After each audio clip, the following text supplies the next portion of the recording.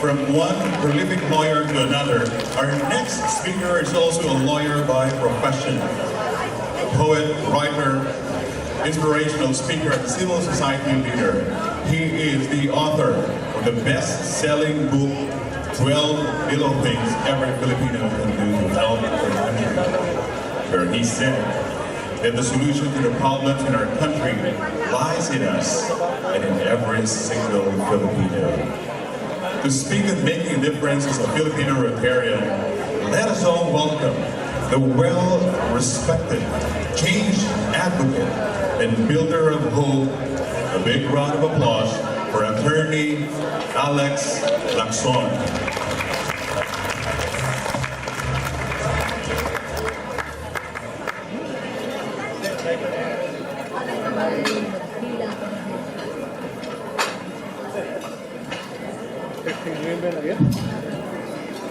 Puro na lang women protect, no? Kasi because women are Pagkito na lang not manipulative and effort. Daghang salamat for that wonderful introduction. May buntag kaninyong tanan. To my good friend and first woman governor of Cebu District, Governor Mean Corda Solomon, and her husband Tito. Distinguished guests led by Robert and Charlene Hall, fellow speakers, my classmate, Police General Archie Gamboa, married to a Rotarian, Twinkle Gamboa. To all the wonderful people of Rotary family, ladies and gentlemen, paing buntag kaninyong tanan. Ulit. In 2006, my good friend Benny de Guzman invited me as a speaker in his Rotary Club in Pasig City. The following year, 2007, he invited me again as a speaker. After my second speech, Benny told me, "Alex, you have already attended 2 meetings in our club. You just need to attend more meetings and you are qualified to become a member of our club." And that's how I became a Rotarian, a member of the Mother Club of Pasig City under District 3800. But levity aside, I enjoy and love being a Rotarian because many of the most generous people I have met in my life, many of the most patriotic and good Filipinos I have come to know in my life are members of Rotary. In fact, one of the most helpful and kind-hearted persons I know is right here with us today. He is someone with a great heart for service to humanity and our country, a great Filipino of our time. He is someone that I know. I refer to no other than our own former district governor in the District 3800 in Pasig City, former Governor Rafi Garcia. I don't know if he's here. Is he here? He is also a friend of mine in Facebook. Every day he brings joy and levity to my life with his jokes in Facebook, around 50% of which are green jokes. My brethren in Rotary family, may you please join me in giving this. I don't know if Governor Rafi is here. I am sure that each one of us here has a great heart for public service. For the heart of a Rotarian is essentially service to humanity. I also wish to share with you my personal belief that Rotary is one of the best organizations in the country and in the world. With the scholarships, medical missions, and various community services that all the Rotary clubs perform and deliver in their respective communities in each country in the world, every week and every month, the social impact of what the Rotary does to humanity is beyond measure. No wonder Rotary is the single biggest and most effective non-government socio-civic organization that is able to combat polio globally. And it is my prayer that the Rotary will grow mightily in all parts of our country in the years to come. For my talk proper, let me share with you the advocacy work that we do in our organization. Let me start with a brief background. Next, please. This is actually the topic that I wish to share with you. Next, please. In the early 1960s, our Philippines was considered as the best performing country in the whole of Southeast Asia. We all know this. This means that during that time, we were ahead of Singapore. We were ahead of Taiwan, Thailand, Malaysia, South Korea, Indonesia, Brunei, and even Vietnam. At the time, in terms of economic performance, we were second only to Japan in the whole of Asia, a region of 47 countries. Next, please. That's why in 1967, when the ASEAN was founded, the Philippines became the natural leader of all the founding countries. Next, please. But by late 1960s, historical records show that our Philippines started to decline. By the end of 1970s, our neighbor countries Singapore, Taiwan, and South Korea already overtook our country economic development. By the end of the 1980s, Brunei had also surpassed us. By the end of 1990s, Malaysia also went past us. By 2005, Thailand and Indonesia have also overtaken our Philippines. By 2010, Vietnam also outperformed us, at least in 3 crucial areas of foreign direct investment, rural poverty index, and military capability in terms of equipment and weaponry. Next, please. Of course, the next question that we need to ask ourselves is this. What do you think were the major reasons why we did not prosper as much as our neighbor countries in ASEAN? Many of us in the country, including myself, believe that the quality of the presidential leadership during those years accounted for the biggest factor that caused our country's low performance, if not decline. But let us also be true to ourselves. The quality of the presidential leadership during those years was not the only factor that caused our country's academic performance. Another crucial factor is that the quality of institutional leadership or the leadership in various government agencies, institutions also declined during those periods. Let me share with you what our group believes are the 2 major reasons why we did not prosper as much during those periods. Next, please. First reason, many national government agencies or NGAs do not deliver or do not perform.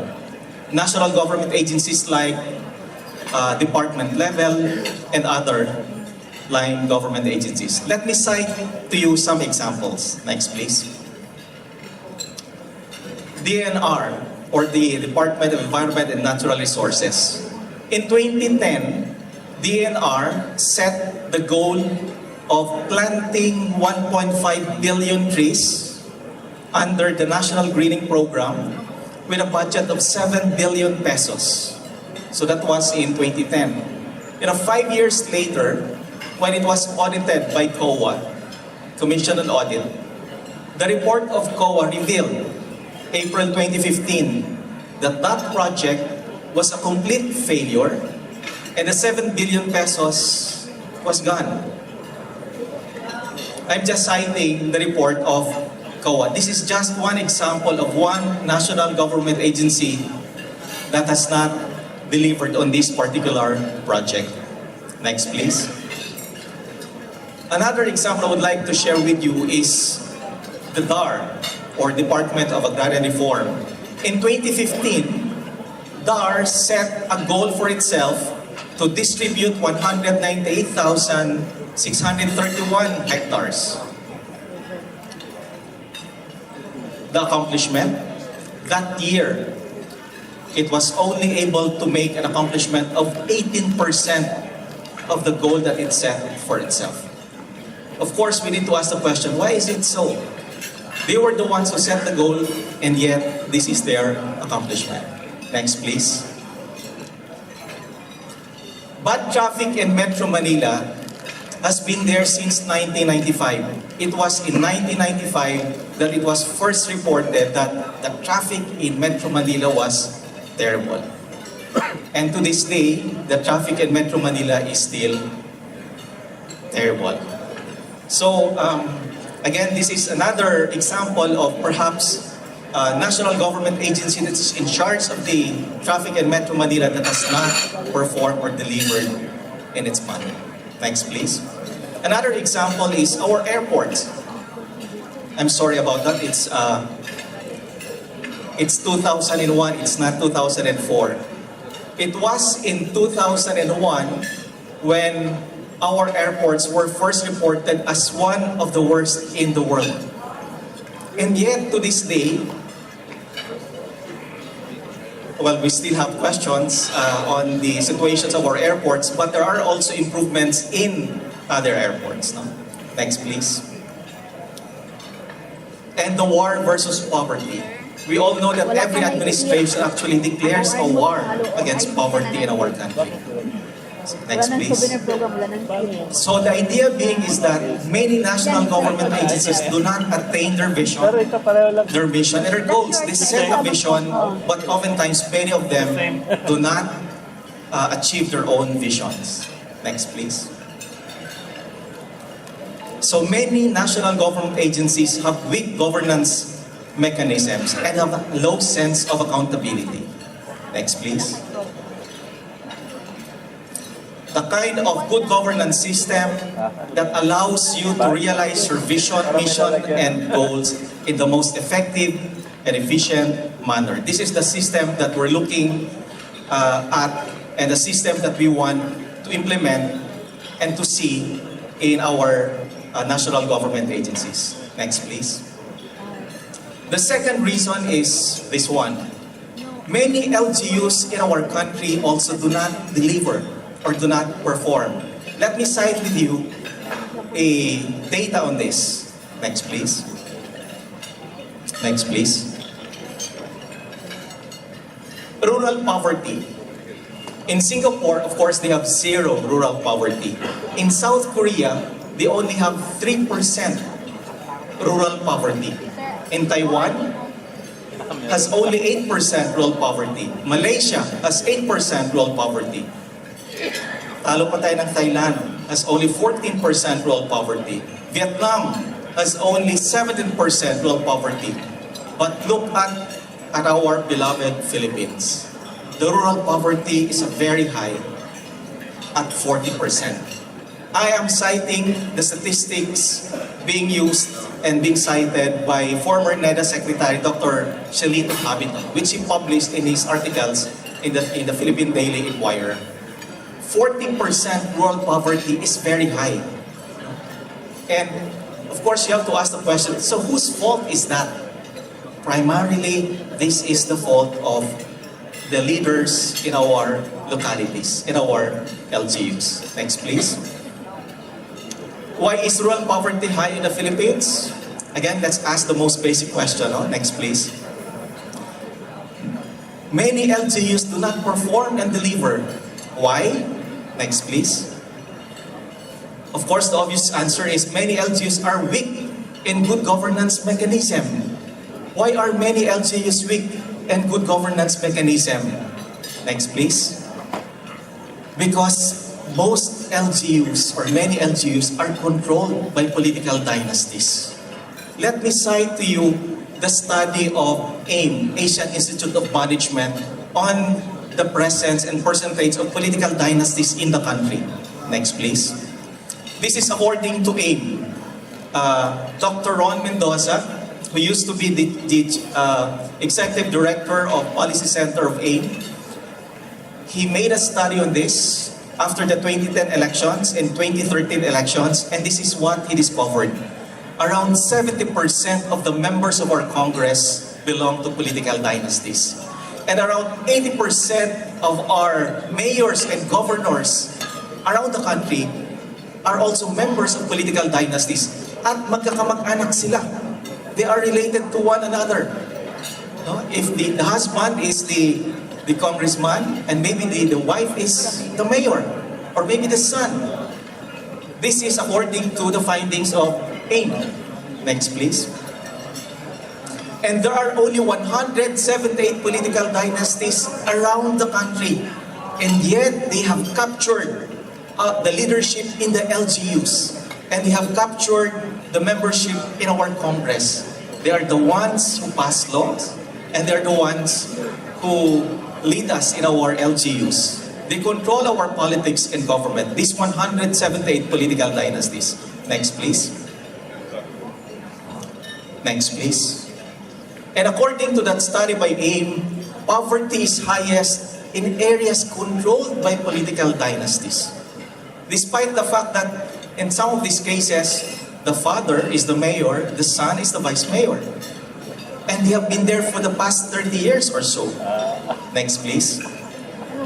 Do you know that political dynasties is a worsening problem in the Philippines? Do you know that in the 1960s, wala ka pong marinig where the husband is the mayor and the wife is the vice mayor or the son. But now, in our time, it is very common where the mother is the governor and the daughter, the son, is the vice governor. Pumunta ka sa Pampanga, that situation is very true. Pumunta ka sa Isabela, and you will see many towns where the mayor and the vice mayor are husband and wife, or father and son. Pumunta ka sa Makati, they say it's buong pamilya.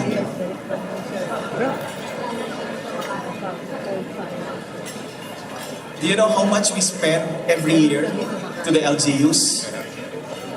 Billions and billions and billions of pesos being channeled to the LGUs, to the mayors, of course, to the congressman, apart from the funds that are being channeled through the line government agencies and departments. Next, please. So the question must be asked, is there a correlation between political dynasties and rural poverty? Do you think, is there a correlation between political dynasties and... Do you also notice that in most instances, the political dynasties are the biggest businessmen? They own the big businesses in their areas. They own the big houses. They run fancy cars. And do you ever wonder where the public funds go?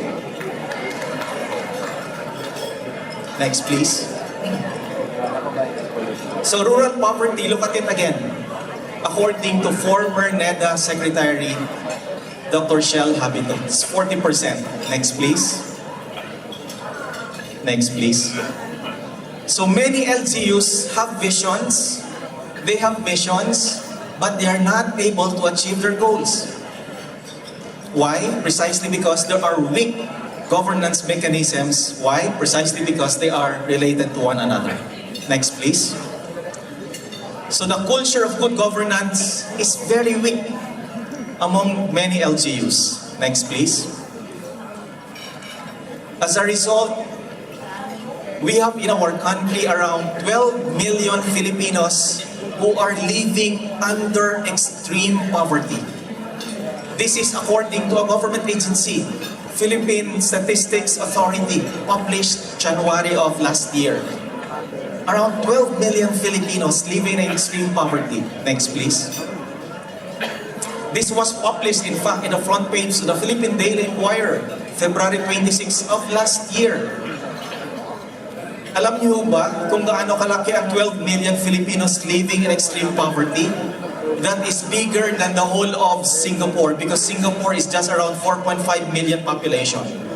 12 million Filipinos suffering in extreme poverty is bigger than the whole Hong Kong, because Hong Kong is just around 7.8 million population. 12 million Filipinos suffering in extreme poverty is the size of the entire population of Israel, which is almost around 12 million population.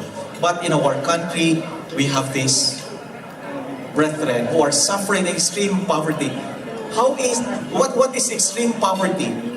It's not only isang kahig, isang tuka. Sabi po nila, 3 kahig na raw po, tsaka isang tuka. Next please. So we have around 12.3 million Filipinos without jobs or work. This is according to 2016 SWS. Next please. And I would like to believe that at least 90% of the illegal drug problem in the Philippines is poverty-rooted. Do you agree with me on this? And I believe that if we can address poverty in our country, we can address the illegal drug problem in a big way in our country. Next, please. So let me share with you our group. This is our group, ISA, Institute for Solidarity in Asia. Next, please. This was founded by a group of well-meaning leaders in 2001, but the actual work began in 2003. Leaders like former Finance Secretary Jesus Stanislao, Dr. Bernie Villegas, Mr. Frank Esmendi, former president of the San Miguel Corporation. And the idea being is building governance mechanisms among our LGUs and NGAs. Next, please. Next, please. And we at ISA, we have a dream, Philippines. We dream of a country where there is enough for everyone, where no one is left behind in poverty. A country where every family lives in comfort and in dignity. Next, please. A country where dreams are possible to attain, however high they may seem. Where every child has a future. Where the poor can also be wealthy, and where the weak can also be strong. Next, please. A country that can bring out the very best among the Filipino people, and one that can truly make the Filipino great and respected in the eyes of the world. Our tools in building this dream Philippines, number 1, good governance, and second, integrity. Next, please. So how do we achieve our dream Philippines? That's the big question. Next, please. We in ISA, our number 1 tool in building our dream Philippines is good governance. Why good governance? Next, please. Because good governance delivers. Can you imagine if every national government agency observes good governance in its institution? There would be less time for the people. There would be less cost on the part of the people, and our people would be able to produce more and increase efficiency and productivity. And of course, good governance among LGUs can also mean addressing rural poverty. More jobs and prosperity for our people, and hopefully can address illegal drugs, and hopefully we can provide jobs so our OFWs can come home and be with their respective families. Next, please.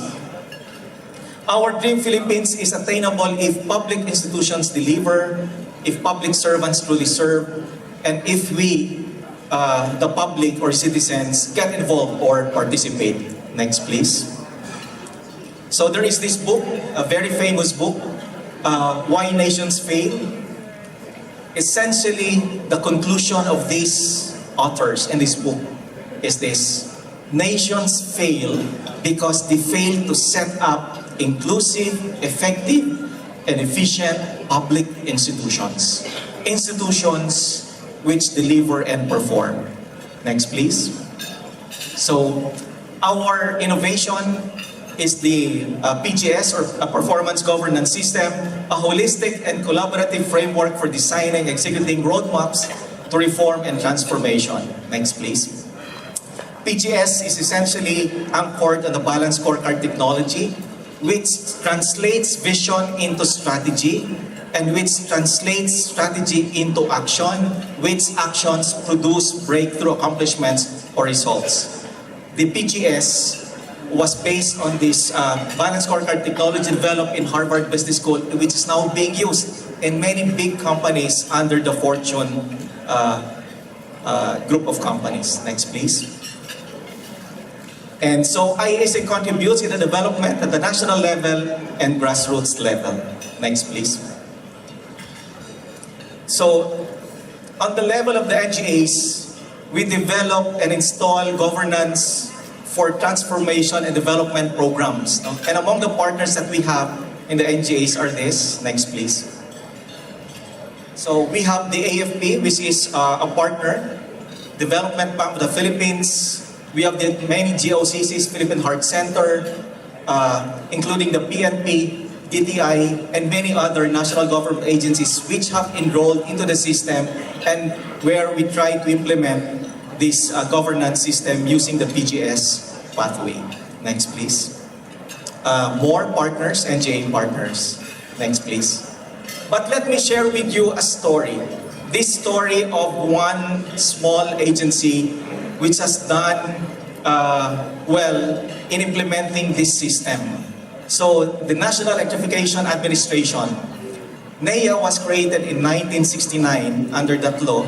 Its mandate is really to provide rural electrification around the country. In 2003, after an audit, it was found that after 34 years in existence, it was on the red, and yet more than 50% of the rural India areas was without electricity. And it enrolled in the system using the PGS. Next, please. Next, please. Next, please. Oh, it doesn't follow. Okay. In 2011, it created a master plan for total electrification. A total electrification for 10 years from 2011 to 2020. How did it begin? Next, please.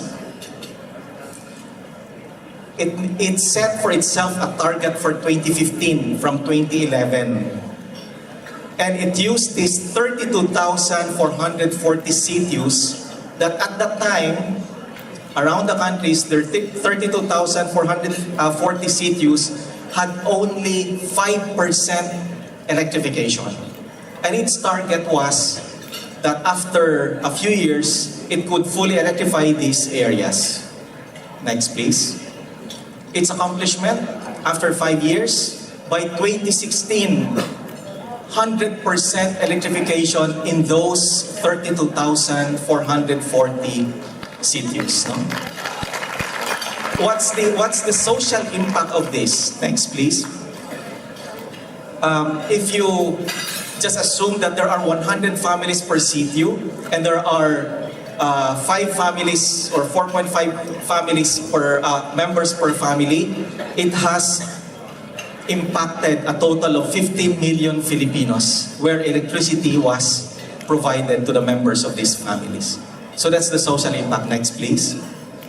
And among LGUs, we also run and implement local economic development and good governance programs. In these programs, we try to identify the drivers for economic growth and to address rural poverty in these areas.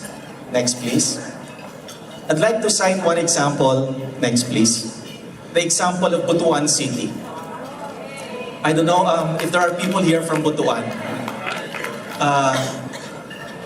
Butuan City is the 3rd largest city in Mindanao, and it was known to as a timber city, a place where hardwood trees are planted and producers of hardwood for the country. Okay, next, please. In 2013, when it enrolled under the PGS, at the time, the audit findings showed that at the time, their timber resources were almost gone. Wala na silang hardwood masyado. And the wood-based industries were at a very low level. And poverty incidence was high at 27%. So what did it do? The LGU, next please. It came up with a program of reforestation using falcata trees. Next please. And it set the target for 2015 to be able to plant 5 billion trees by 2015. So, its accomplishment after 5 years. Next, please. its accomplishment by June 2016, they were able to plant not only 5 million trees, but over 8 million trees planted, geotagged, and nurtured, which means these are monitored. And they are able to monitor the precise growth of the trees. What is the social impact of this project? Next, please. It would take 6 years for the trees to be harvested. So by 2015, if those 8 million trees are fully grown, assuming 3 million die and only 5 million really reach maturity and full growth, and then if they harvest that 5 million trees by that year, the price of one falcata tree is 3,000 pesos. So you multiply the one falcata tree, 5 million times 3,000 pesos, that LGU, Butuan City, will be able to generate 15 billion pesos just from that falcata trees alone. And we hope that the local officials in Butuan are really pursuing this program and monitoring, because this is a wonderful project, not only that can provide jobs for people and address rural poverty, it can also help address the climate change in the world. So, next please. So ISA contributes in the development at the grassroots level and at the national level. This system, if implemented faithfully and properly, can produce tremendous, fantastic results for transformation and development.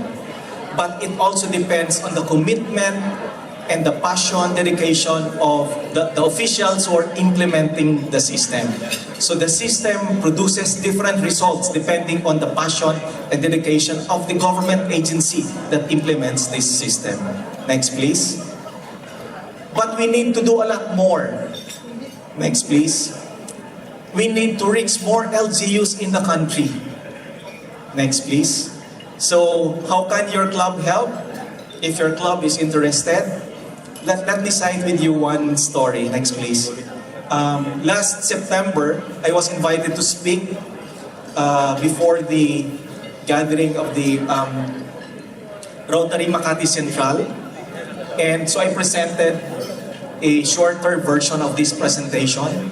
And after my presentation, the leaders decided we will explore the idea of us adopting an LGU. So they contacted their sister club in Imus, Cavite, and right now they are trying to negotiate with the local officials in Imus for that Imus to be enrolled in the system. No, if your club is also interested to adopt a city and do this kind of project, I just would like to stress that when we do this, we're not only adopting or providing scholarship to 10 individuals or 20 individuals, we're actually trying to provide opportunities to the entire community.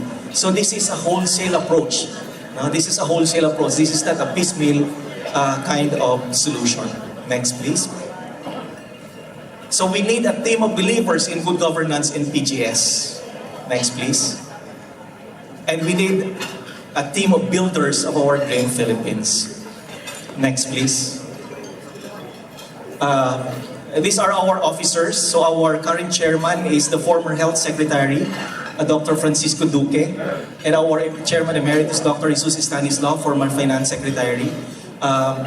Mayor Marides Fernando is a board member, former mayor of Marikina City.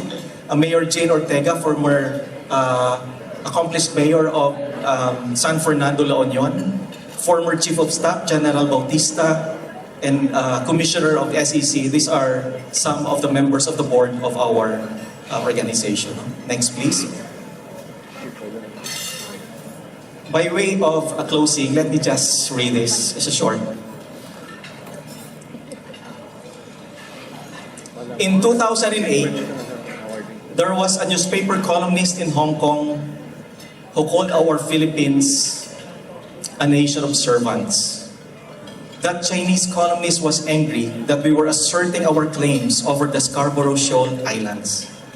He said that as a country we are just a pygmy fighting a giant.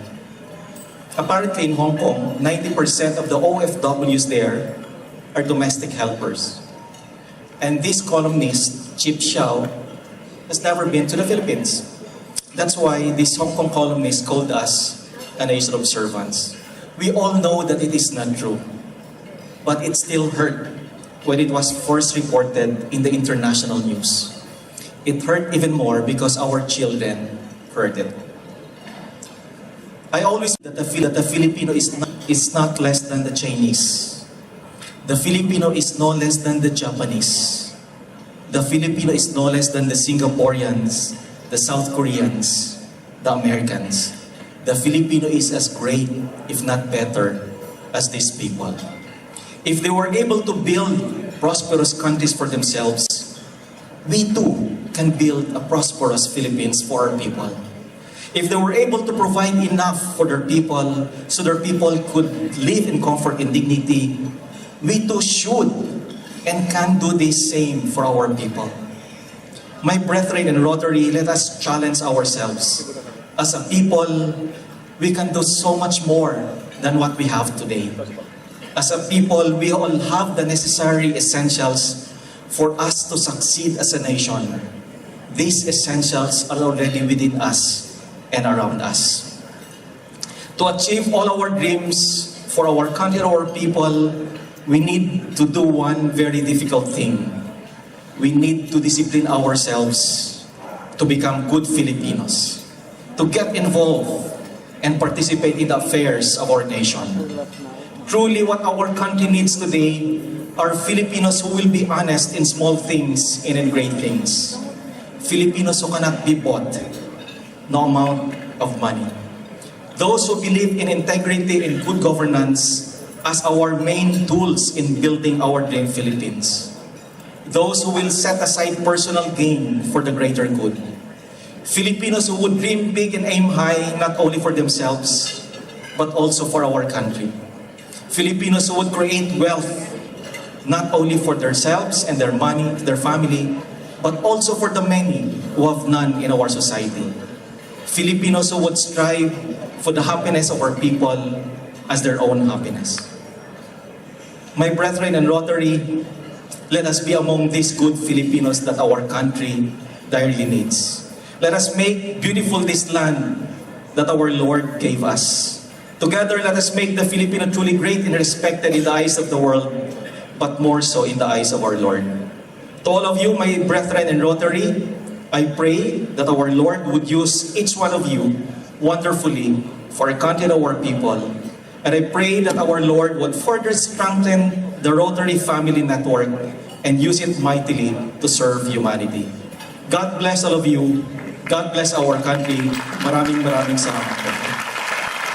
Attorney Alex Lacson, poet, writer, inspirational speaker, and civil society leader.